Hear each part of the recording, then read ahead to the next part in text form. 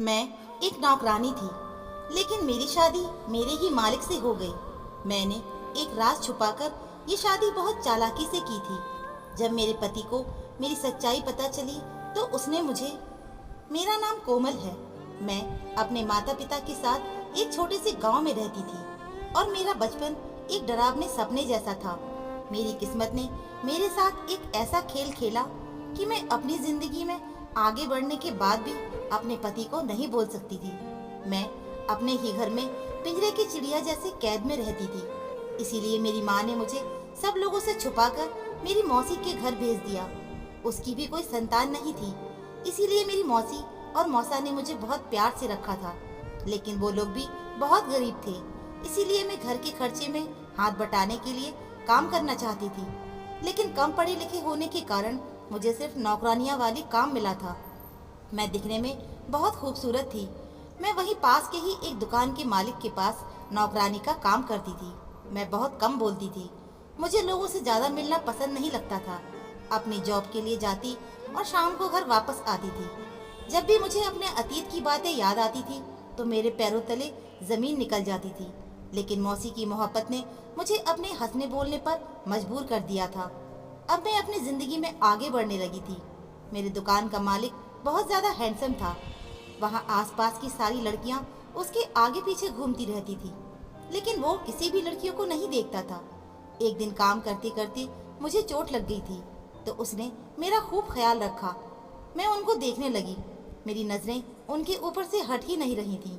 इतनी देर में उन्होंने चुटकी बजाते हुए कहा, हेलो कोमल, कहाँ आप किसके ख्यालों में गुम हैं? मैं अचानक से अपने ख्यालों से बाहर आई और उनसे बचने लगी। जी, और कहा, सर आपका बहुत बहुत धन्यवाद। उसने कहा, धन्यवाद किस बात की? ये तो मेरा फर्ज था। मेरा दिल तो उसी दिन से ही मालिक की मोहब्बत में डूबते जा रहा था। लेकिन जैसे ही मुझे अपने अतीत की याद आती मैं डर जाती थी। मैं अपनी मौसी से अपनी हर बात शेयर करती थी। उनके अलावा मेरा कोई और नहीं था, इसीलिए वो मेरे सबसे अच्छे दोस्त थी। जब मैंने उन्हें अपने बारे में सब कुछ बताया तो वो मुझे समझाने लगी कि अब तुम्हारी जिंदगी यही है, तुम अपने अतीत को भूल जाओ और अपने जीवन में आगे बढ़ो। लेकिन मेरे कदम डगमगाने लगते। मुझे कुछ भी समझ नहीं आता। इसी तरह दिन गुजरने लगे। मुझे कुछ भी समझ नहीं आ रहा था। मेरा मालिक मुझे बहुत ज़्यादा भरोसा करने लगा था, क्योंकि मैं अपना काम बहुत ईमानदारी से करती थी। वो हर बात मुझे अब शेयर करने लगे थे। एक दिन मैं उनके केबिन की तरफ जा रही थी। मैं देखकर दंग रह गई। सोच रहे थे और दिल ही दिल में मुस्कुरा रहे थे। उनको देखकर मेरी नज़र उन पर ही ठहर गई और मैं भी मुस्कुराने लगी और सोचने लगी, काश मेरे दिल में जो बात है वही बात इसके दिल में भी हो। मैं वहाँ पर खड़ी खड़ी खुद से ही बातें कर रही थी। आज मुझे घर में कुछ काम था। आज दुकान पर से जल्दी घर आई थी। मैंने आकर देखा तो मेरा मोबाइल नहीं था। मौसी ने मुझसे पूछा, क्या हुआ, तुम परेशान क्यों हो कि मेरा मोबाइल नहीं दिख रहा है? मौसी कहने लगी कि अपने घर के नंबर से कॉल करके देख लो। तो मेरा फ़ोन किसी ने उठाया। आवाज़ सुनकर मेरा दिल खुश हो गया। कहा, सर आप? मेरे मालिक ने बताया कि मैं अपना मोबाइल जल्दी में उनके केबिन में भूल गई थी। वो कहने लगे कि मैंने तुम्हारा मोबाइल अपने पास रख लिया है, जब दुकान आओगी तो ले लेना। मैंने कहा, ठीक है सर, थैंक यू। वो कहने लगे कि इसमें थैंक यू की कोई बात नहीं। अगले दिन जब मैं अपना मोबाइल लेने सर के केबिन में चली गई, उन्होंने मेरे हाथ में मोबाइल के साथ साथ एक लेटर भी दिया। मैं ये देखकर घबरा गई और बिना कुछ कहे जल्दी से उनके केबिन से बाहर आ गई। बाहर आने के बाद अपने काम में लग गई और सोचने लगी कि इस लेटर में पता नहीं क्या है जो उन्होंने मुझे दिया है। और जब मैं दुकान से बाहर आई तो मैंने कमरे में आकर वो लेटर पढ़ा। उसको पढ़ने के बाद तो मेरे पसीने छूटने लगे। मैं बहुत ही ज़्यादा घबरा गई। अपनी मोहब्बत का इजहार मैंने सोचा था वैसा ही हो रहा। मालिक भी मुझे पसंद करते थे और दूसरी तरफ मुझे अपने अतीत को याद कर दिल डरता था। इतनी देर में वहाँ मौसी आ गई। उन्होंने मेरे चेहरे पर परेशानी देख ली। वो मुझसे पूछने लगी, कोमल क्या हुआ, तुम कुछ दिनों से परेशान लग रही हो। मैंने उन्हें बताया कि तुमने मुझे शादी के लिए हाँ कह दी है। कहने लगी, बस इतनी सी बात, तो तुम घबरा क्यों रही हो? मैंने कहा, आपको तो पता है कि मेरे साथ क्या हुआ था। कहने लगी, भगवान ने तुम्हारी किस्मत खोल दी है। इतने अच्छे लड़के का रिश्ता तुम्हारे पास आया है और तुम इसे इनकार कर रही हो। मैं तुम्हारे मौसा से बात करती हूँ, जल्दी से इस रिश्ते के लिए मान जाएंगे। यहाँ ये कहकर वो वहाँ से चली गई। लेकिन मुझे कुछ समझ नहीं आ रहा था। मैं उन्हें पसंद करती थी, मेरी सोच के अनुसार हो रहा था, फिर भी दिल मानने को तैयार नहीं था। कुछ दिनों के बाद मेरा मालिक मेरा हाथ मांगने मेरे घर पर आए। उन्होंने हमारी शादी की बात की। कहने लगे कि मैं बहुत शर्मिंदा हूँ कि मुझे खुद अपनी शादी की बात करने आना पड़ा, लेकिन मैं मजबूर हूँ क्योंकि मेरे माता पिता यहाँ पर नहीं रहते हैं। मौसी को तो वो इतना पसंद आया कि उन्होंने फौरन शादी के लिए हाँ कर दी। लेकिन मेरे दिल में अभी भी कहीं न कहीं एक दर्द छुपा हुआ था, जिस वजह से मैंने शादी के लिए मना कर दिया। लेकिन मौसी नहीं मानी, मेरी कोई बात नहीं सुनी और मुझे समझाकर इस रिश्ते के लिए तैयार कर लिया। अब घर में शादी की शहनाई बज रही थी, लेकिन मेरा दिल कांप रहा था। मैं सोच रही थी कि कहीं मेरा अतीत मेरे होने वाले पति के सामने आ गया तो क्या होगा। खैर, मैंने अपने आप को समझा लिया। फिर मैं भी शादी की चहल पहल में खो गई और अपनी मोहब्बत को अपनी किस्मत में लिखा देखकर सब कुछ भूल गई। मेरी मालिक की मोहब्बत ने मेरे अतीत को भुला दिया था। हमारी शादी की तारीख तय हो गई। मेरी और मेरे मालिक की इस तरह अचानक शादी हो जाएगी, मैंने कभी सोचा ही नहीं था। देखते ही देखते मेरा शादी का दिन आ गया और मैं दुल्हन बनकर मेरे पति के साथ उनके घर पर आ गई। यहाँ पर सब कुछ मेरे सपने जैसा था। इतने बड़े घर की मैं अकेली मालकिन थी। घर की सारी जिम्मेदारियां मुझ पर थीं। अब मुझे मेरे पति को घर को संभालना था। मेरे पति ने मुझ पर आंख बंद करके भरोसा करते थे और बहुत मोहब्बत करते थे। मैं सोच भी नहीं सकती थी कि मेरी जिंदगी में ऐसा भी एक दिन आएगा कि मेरे पति और मेरी मोहब्बत कमजोर पड़ जाएगी। मेरे पति और मैं अपनी जिंदगी में बहुत खुश थे। फिर एक दिन मेरे पति ने मुझसे कहा कि माता पिता की याद आ रही है, क्यों ना हम उनसे मिलने चलते हैं। मैंने कहा ठीक है, वैसे भी आज तक मैं उनसे नहीं मिली हूँ, अब उनका भी हमें आशीर्वाद मिल जाए। ये बात सुनकर मेरा पति बहुत ज्यादा खुश हुआ और कहने लगे, तुमने तो मेरा दिल जीत लिया। उन्होंने मुझे बताया कि वो गांव में रहते हैं और बहुत अच्छे हैं। मुझे पढ़ने लिखने का बहुत शौक था, इसीलिए उन्होंने बचपन में ही मुझे पढ़ने के लिए शहर भेज दिया था। मुझे भी बहुत समय हो गया है उनसे मिले, लेकिन मेरी उनसे फोन पर बात होती रहती है। हमारी शादी के बारे में भी मैंने उन्हें फोन पर ही बताया था और वो ये सुनकर बहुत खुश हैं और अब हम दोनों को देखकर बहुत खुश हो जाएंगे। मैंने पैकिंग करनी शुरू कर दी और मेरे पति ने ट्रेन की टिकट करा ली। अगले दिन जब टिकट लेकर आए और मुझे दिया, जब मैंने वो टिकट देखी तो मेरी आंखें फटी की फटी रह गई। वो मुझे देखकर बोले कि कोमल, कहाँ गुम हो गई, सब ठीक तो है? मैंने उनसे कहा, हाँ सब कुछ ठीक है। मैंने अपने चेहरे से पसीना साफ किया। अब मैं उनसे कैसे मना कर सकती थी जाने के लिए? मैं तो पहले से ही उन्हें हाँ कर चुकी थी। मैं सोच में पड़ गई थी और मेरे दिमाग में कई सवाल आ रहे थे। फिर मैंने सोचा कि हो सकता है जैसा मैं सोच रही हूँ वैसा बिल्कुल ना हो, बस एक वहम हो। हम जाने के लिए निकल चुके थे। मेरा दिल पूरे रास्ते परेशान रहा। कुछ समझ ही नहीं आ रहा था कि मैं अपने पति को कैसे बताऊं। ट्रेन का ये सफर मुझे किस मंजिल तक ले जाएगा, मुझे नहीं पता था। मैं और मेरा पति स्टेशन से गांव की तरफ चले। मेरा दिल जोर जोर से धड़क रहा था। हम जैसे ही उसके घर के दरवाजे पर पहुंचे, डर की वजह से मेरे पसीने छूट रहे थे। मेरी किस्मत मेरे साथ क्या खेल खेल रही थी, मुझे कुछ समझ नहीं आ रहा था। घर का दरवाजा खुला, अंदर एक बूढ़ा आदमी था। वो मेरे पति के पिता थे। मैं जल्दी से अपना चेहरा कवर कर लिया और खांसने का नाटक करने लगी। मेरे पति ने मुझसे पूछा, क्या हुआ? मैंने कहा, कुछ नहीं, असल में मुझे बचपन से ही धूल मिट्टी से एलर्जी है और यहाँ गांव में धूल मिट्टी बहुत ज्यादा है, इसीलिए मुझे यहाँ अपना फेस कवर करके रखना पड़ेगा। मेरे पति बोले, चलो ठीक है।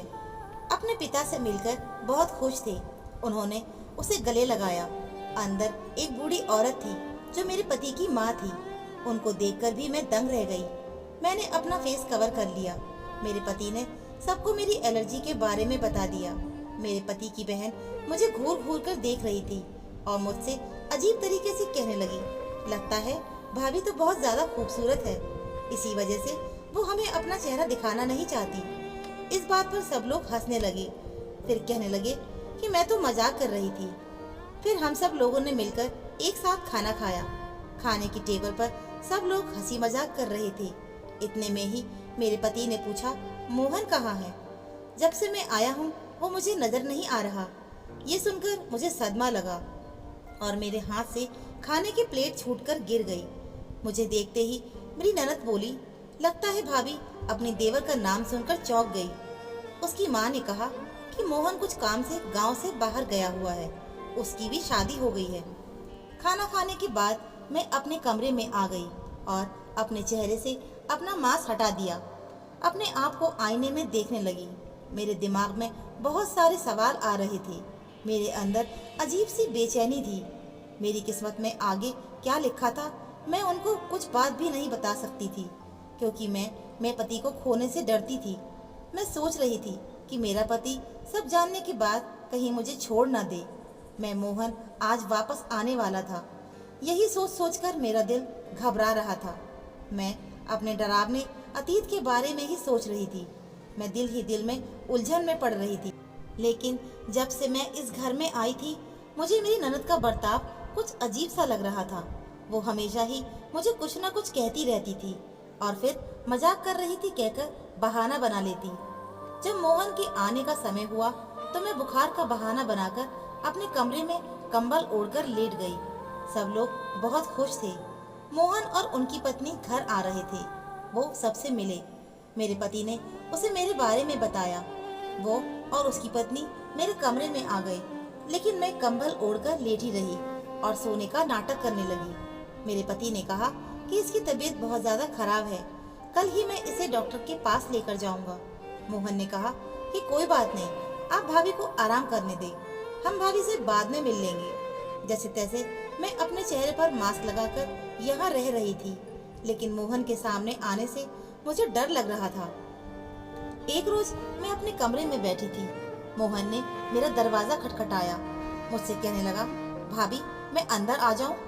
मैं एकदम से घबरा गई। सोचने लगी कि पता नहीं अब मेरे साथ क्या होने वाला है। मुझे बहुत पसीना आने लगा। मैं जल्दी से पीछे के दरवाजे से बाहर आ गई। मैं मेरे पति से फोन करके कह दिया कि मैं डॉक्टर के पास आई हूँ। आज तो जैसे तैसे मैं खुद को बचा लिया था। अब मुझे कैसे भी करके इस घर से दूर जाना था। ऐसा लग रहा था जैसे मेरा अतीत मेरी आने वाली जिंदगी का हिस्सा बनने वाला था। आज मोहन अचानक ही मेरे कमरे में आ गया। मेरा चेहरा खुला था और वो मुझे घूर घूर कर देखने लगा और वो वहां से बिना कुछ कहे ही चला गया। उस दिन मेरी ननद ने मेरा चेहरा देख लिया था। आज मैं बहुत घबराई हुई थी। मैं दरवाजे पर खड़ी थी। मेरी ननद ने मेरा हाथ पकड़कर मुझे घर के अंदर ले लिया। मैं सर झुकाए खड़ी थी। घर के बाकी लोग भी वहीं पर थे। ऐसा लग रहा था कि मैं एक मुजरिम हूँ। मेरी ननद ने कहा, ये देखो मेरे दोनों भाइयों की एक ही दुल्हन। उसकी बात सुनकर मैं कहने लगी कि नहीं, ऐसा कुछ नहीं है, ये झूठ बोल रही है। मेरे पति ने मेरे मुंह पर थप्पड़ मारा और मैं रोने लगी। मेरे पति ने कहा, ये क्या कह रही है? आखिर सच क्या है? इसका क्या मतलब है? मैं सिसकियों के साथ रोने लगी। मैं मोहन की तरफ देखने लगी। मैं सोच रही थी कि मोहन मेरी सफाई में सब कुछ सच बताएगा, लेकिन उसकी नज़र देखकर मैं समझ गई थी, क्योंकि उसका झुका सर और उसकी झुकी हुई नजरें इस बात को बयां कर रही थी कि मेरा ही कसूर है। मैंने मेरे पति से कहा कि मैं अकेले जिम्मेदार नहीं हूँ। ये लोग भी मेरे अतीत में जो कुछ हुआ उसके जिम्मेदार हैं। वो कहने लगे कि तुम्हारा क्या मतलब है? ये सब क्या कह रहे हो? आखिर ये सब कुछ क्या चल रहा है? कोई मुझे सच बताएगा? एकदम गुस्से में चीख पड़ा और मैं जोर जोर से रोने लगी। सबके आगे हाथ जोड़कर कहने लगी कि प्लीज आप मेरी शादी को बचा लो। मेरी गलती सिर्फ इतनी सी है कि मैंने अपने अतीत को भूलकर आगे कदम रखा और मेरे पति से शादी कर ली। मुझे रोता देखकर मेरी सास को मेरे ऊपर तरस आ गया। मेरे पास आई और मुझे गले लगाकर दिलासा देने लगी और मेरे पति को सारा सच बताने लगी और कहने लगी कि ये लड़की सच कह रही है। सालों पहले जब हमने तुम्हें शहर भेज दिया था, इस गांव की एक अजीब दस्तूर थी। माता पिता बच्चों की बचपन में ही शादी कर देते थे। इस लड़की की और मोहन की शादी बचपन में ही हो गई थी, लेकिन जब बच्चे जवान होते थे तो शादी को मानने से इनकार कर देते थे। कोमल के साथ भी यही खेल खेला। इसकी भी बचपन बर्बाद हो गई थी। लेकिन मोहन ने घर से भागकर अपनी पसंद की लड़की से शादी कर ली और ये लड़की किस्मत की बेचारी और किस्मत की मारी मोहन का इंतजार करती रही। लेकिन हमने यहाँ इसको चैन से जीने नहीं दिया और कुछ दिन बाद मोहन ने भी इसको भुला दिया और कहने लगा मेरा इससे कोई रिश्ता नहीं है। हमने इस लड़की को धक्के देकर घर से निकाल दिया था। फिर मैंने आगे बताया कि इसके बाद मेरी माँ ने मुझे वापस भेज दिया। मुझे अपनी कसम दे दी अपनी जिंदगी में मर जाऊंगी और कभी भी सच को किसी के सामने नहीं बताऊंगी। मेरे पति ने कहने लगे कि मैंने तुमसे सच्ची मोहब्बत की थी और तुमने मुझे कुछ भी बताना जरूरी नहीं समझा। और तो और तुम मेरे भाई की पहली पत्नी हो। ये सब कुछ जानते हुए मेरे साथ कैसे रह सकती थी? तुमने अपने साथ साथ मुझे भी इस पाप का भागीदार बना दिया। मोहन चुपचाप घबराया हुआ खड़ा था। इतनी देर में मोहन की पत्नी ने मोहन को एक थप्पड़ मारा और कहा कि तुमने मुझे भी धोखा दिया है। मोहन अपनी पत्नी से माफी मांगने लगा और कहा कि मैं सिर्फ तुमसे प्यार करता हूँ, इससे मेरा कोई वास्ता नहीं है। मैं बचपन की शादी को नहीं मानता। मोहन ने मेरे पति से भी माफी मांगी और कहा भैया, जब कोमल घर से चली गई थी तभी मैंने इसको डाइवोर्स पेपर भेज दिए थे। अब ये सिर्फ आपकी पत्नी है। मैंने कभी कोमल को अपनी पत्नी माना ही नहीं था। उनकी बात सुनकर मेरे पति ने मुझे माफ कर दिया था। अब हम बहुत खुश थे और हमारी जिंदगी खुशियों से भर गई है। तो दोस्तों, उम्मीद है मुझे आपको ये कहानी ज़रूर पसंद आई होगी। कहानी पसंद आई है तो प्लीज़ वीडियो को लाइक, शेयर और चैनल को सब्सक्राइब ज़रूर करें। मिलते हैं फिर एक नई कहानी के साथ। धन्यवाद।